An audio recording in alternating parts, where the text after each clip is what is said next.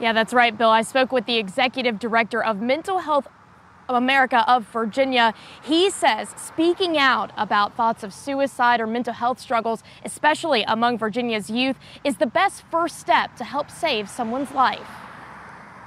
If you talk to somebody about it, then the chances of you feeling better are much greater than if you just keep it inside and you don't talk about it. According to this proclamation signed by Governor Youngkin, suicide is the second leading cause of death among Virginians ages 10 to 24. Mental Health America of Virginia says it's seeing more people that age struggle with mental distress, self-harm, and thoughts of suicide. A lot of the research is showing that people who are younger tend to be more willing to talk about their mental health. And that's a good thing.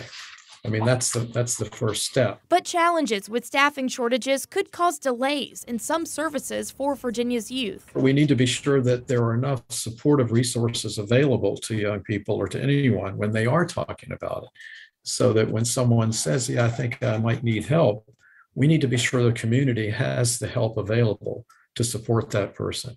And I think that's the challenge for us right now. Executive Director Bruce Cruiser says another step is spotting the signs that someone may need help.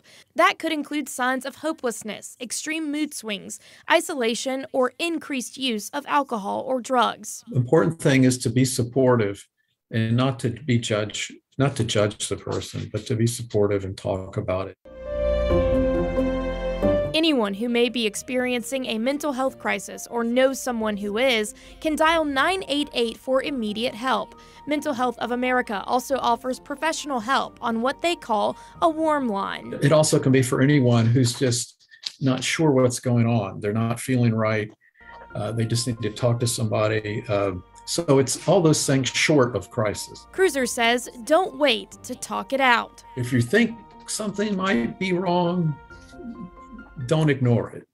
It doesn't hurt to ask about it, whether it's with yourself or someone else.